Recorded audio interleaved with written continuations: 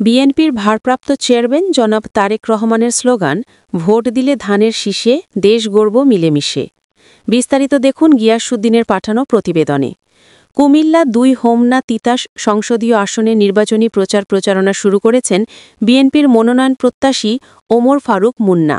তিনি সাবেক সাধারণ সম্পাদক ছাত্রদল জগন্নাথ বিশ্ববিদ্যালয় এবং সাবেক যুগ্ম আহ্বায়ক যুবদল ঢাকা মহানগর দক্ষিণ। তিনি হোমনা তিতাস উপজেলায় বিএনপির অঙ্গ ও সহযোগী সংগঠনের নেতাকর্মীদের সঙ্গে নিয়ে সাবেক সফল মন্ত্রী ও জননেতা মরহুম এম.কে. আনোয়ার স্যারের কবর জিয়ারতের মাধ্যমে তার কর্মসূচি শুরু করেন। এরপর তিনি বিএনপির ভারপ্রাপ্ত চেয়ারম্যান জনাব তারেক রহমানের ঘোষিত ৩১ দফা কেন্দ্রীয় রূপরেখা অনুযায়ী বাস্তবায়ন উপলক্ষে ঘরে ঘরে লিফলেট ও প্রচারপত্র পৌঁছে দেন এবং ধানের শীষ প্রতীকে ভোট চেয়ে জনগণের কাছে তার নির্বাচনী প্রচারণা তুলে ধরেন। সংক্ষিপ্ত বক্তব্যে ওমর ফারুক মুন্না বলেন, রাষ্ট্র কাঠামো মেরামতে বিএনপির ভারপ্রাপ্ত চেয়ারম্যান তারেক রহমানের ৩১ দফা বাস্তবায়নের বিকল্প নেই। দেশকে উন্নত ও সমৃদ্ধশালী রাষ্ট্রে পরিণত করতে ৩১ দফা বাস্তবায়ন অত্যন্ত গুরুত্বপূর্ণ। তিনি আরও বলেন, আমি কুমিল্লা ২ আসন থেকে বিএনপির মনোনয়ন প্রত্যাশী। আমি এই এলাকার সন্তান। যদি মনোনয়ন পাই, মরহুম এম.কে. আনোয়ারের অসম্পূর্ণ কাজ সম্পূর্ণ করব। আমি আপনাদের দোয়া চাই এবং ধানের শীষ প্রতীকে ভোট চাই। বক্তৃতার পর ওমর ফারুক মুন্না স্থানীয় নেতাকর্মীদের সঙ্গে উপজেলা সদরের বিভিন্ন ব্যবসায়ী ও বিভিন্ন শ্রেণী পেশার মানুষের সঙ্গে কৌশল বিনিময় করেন এবং জনসাধারণের মাঝে রাষ্ট্র কাঠামো মেরামতের ৩১ দফা লিফলেট বিতরণ করেন। তার এই প্রচারণাকে কেন্দ্র করে হোমনা তিতাস উপজেলা বিএনপি ও এর অঙ্গ সংগঠনের নেতাকর্মীদের মধ্যে নতুন উদ্দীপনা ও চাঙ্গাভাব লক্ষ্য করা গেছে। অন্যদিকে জগন্নাথ বিশ্ববিদ্যালয়ের পরিসংখ্যান বিভাগের মেধাবী শিক্ষার্থী জুবায়েদ হাসান দুর্বৃত্তের হাতে নৃশংসভাবে হত্যা হওয়ায় তার পিতামাতার সাথে সাক্ষাৎ করেন ওমর ফারুক মুন্না। তিনি বলেন, যারা এই নৃশংস হত্যার সাথে জড়িত তাদের বিচার না হওয়া পর্যন্ত আমি পরিবারের পাশে থাকব।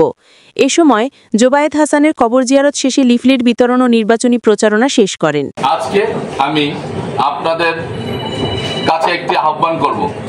আমি একজন ক্ষুদ্র কর্মী হিসাবে, জাতীয়তাবাদী দলের একজন সদস্য হিসাবে, এই হোমনা উপজেলা আমার শ্রদ্ধেয় স্যারের একজন কর্মী হিসাবে আমি আপনাদের হোমনা উপজেলায় কাজ করার সুযোগ চাই এবং আমরা দেশনায়ক জনাব তারেক রহমানের যে ধানের শীষের প্রতীক, সেই ধানের শীষের প্রতীকের যে ৩১ দফা কর্মসূচি দিয়েছেন, যে ৩১ দফার মধ্য দিয়েই দেশের আগামী দিনের অবকাঠামো যে পরিবর্তন চলে আসবে এবং দেশের মানুষের শান্তি বিরাজ করবে, কর্মসংস্থানের ব্যবস্থা হবে এবং বয়স্ক মানুষের বয়স্ক ভাতার ব্যবস্থা করা হবে। আপনারা ৩১ দফার মধ্যে অনেক কর্মসূচিগুলো আছে, সেগুলো বাস্তবায়ন করার লক্ষ্যে আমরা আজকে কর্মসূচি কিছুক্ষণের মধ্যেই আমরা লিফলেট বিতরণ করব। সেখানে সকলকে স্বতঃস্ফূর্তভাবে অংশগ্রহণ করার জন্য, আর যারা এখানে আছেন, আমি আবারও এম.কে. আনোয়ার স্যারের আত্মার মাগফিরাত কামনা করে আল্লাহ পাক যেন স্যারকে ব্যস্ত নসিব করেন এবং আমাদের যে স্যারের অসমাপ্ত যে কাজগুলো আছেন আগামী দিনের রাষ্ট্রনায়ক জনাব তারেক রহমানের নেতৃত্বে ইনশাআল্লাহ এই তিতাস এবং হোমনা এবং তিতাস উপজেলার যেই অসমাপ্ত কাজগুলো আছে সেগুলোকে বাস্তবায়ন করার জন্য ইনশাআল্লাহ আমি এই ক্ষুদ্র মানুষ হিসেবে, আপনাদের একজন ভাই হিসেবে, একজন সেবক হিসেবে আপনাদের পাশে থেকে কাজ করার অঙ্গীকার ব্যক্ত করছি। সকলকে ধন্যবাদ জানিয়ে আমরা কর্মসূচিতে সকলে স্বতঃস্ফূর্ত অংশগ্রহণ করব এবং ৩১ দফার যেই লিফলেট আছে আমরা সেটা বিতরণ করেই আমরা এখান থেকে প্রোগ্রাম শেষ করব।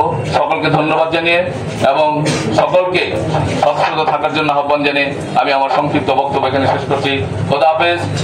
বাংলাদেশ জিন্দাবাদ, বাংলাদেশ জাতীয়তাবাদী দল জিন্দাবাদ, শহীদ জিয়া অমর হোক, দেশ নেত্রী বেগম খালেদা জিয়া দীর্ঘজীবী হোক, আগামী দিনের রাষ্ট্রনায়ক আমার আপনার সকলের প্রাণের স্পন্দন জনাব তারেক রহমান জিন্দাবাদ, জিন্দাবাদ, জিন্দাবাদ।